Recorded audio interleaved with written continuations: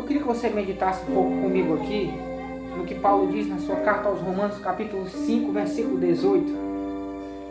Pois assim como por uma só ofensa veio o juízo sobre todos os homens para a condenação, assim também por um só ato de justiça veio a graça sobre todos os homens para a justificação de vida. O que Paulo está dizendo aqui realmente é uma coisa bastante forte mesmo, certo? No capítulo 5 de Romanos, Paulo vai tratar de dois homens, fazer a comparação entre dois homens. O primeiro homem, Adão, representa a humanidade caída, a humanidade que se encontra num estado de condenada diante de Deus.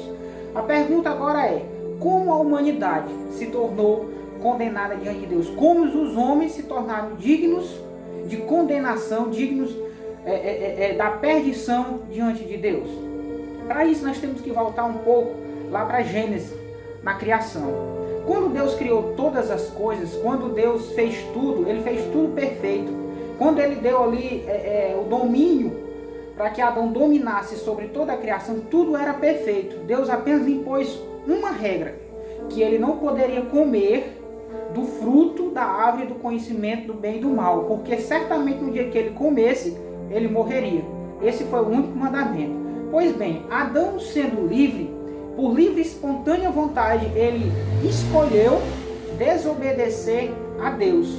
No momento em que Adão desobedece a Deus, a ordem de Deus, agora Adão se torna culpado. Ele se torna dominado pelo pecado. E, consequentemente, todos os seus descendentes, inclusive eu e você, que estávamos nos lombos de Adão, nosso representante, nos tornamos culpáveis diante de Deus.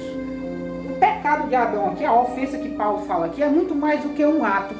É um poder, o pecado ele é um poder vivo, hostil e mortal, que nos separa de Deus, tanto hoje como na eternidade. Então, dentro da palavra de Deus, eu posso afirmar com toda convicção que todo homem, ele já nasce condenado ao inferno. Claro, aqui eu abro uma exceção. Jesus disse em Marcos capítulo 10 que as crianças não faziam parte disso, porque Jesus disse quando os discípulos impediram que as crianças fossem até o Senhor, Jesus disse, não impeçais, porque das tais é o reino de Deus. Por quê? Porque a criança ela ainda conserva ainda, em certo grau, a pureza que nós tínhamos no Éden. Amém? O segundo representante aqui, o primeiro é Adão. O segundo representante que Paulo fala aqui é Jesus. Mas, ou seja, quando o homem ele reconhece que ele está perdido, que ele está condenado, que ele olha para Cristo, ele olha para o sacrifício de Cristo e ele crê na obra sacrificial de Cristo, então ele é salvo pela fé no mérito de Jesus. Romanos 3,26 vai dizer que aquele que tem fé em Jesus, que Jesus ele é justo e justificador de todo aquele que tem a fé nele. Louvado e bendito seja o nome do Senhor. Em outras palavras, Jesus disse em João capítulo 13 que quando fosse levantado, falando da cruz, atrairia todos a ele. É por isso que a Bíblia trata Jesus como o Salvador dos homens. Porque se os homens pudessem se salvar por si mesmos, Jesus não teria vindo à terra, não teria vivido a vida que viveu, não teria sofrido o que sofreu no meu e no teu lugar.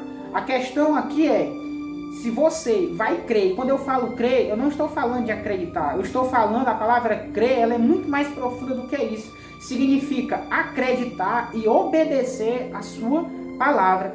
Primeira carta de João, no capítulo 2, versículo 4, João diz, aquele que diz que me conhece, Jesus disse, aquele que diz que me conhece e não faz o que eu mando, é mentiroso. Portanto, meu amigo, minha amiga, só existe uma saída para mim e para você, é Jesus. Não adianta, Jesus disse em João 14, versículo 6, eu sou o caminho, a verdade e a vida. Ninguém vai ao Pai senão por mim. Amém? Eu espero que você tenha entendido o que eu acabei de dizer aqui. No próximo vídeo eu vou explicar para você por que a questão de obras, por que a questão de sermos bons não pode nos salvar.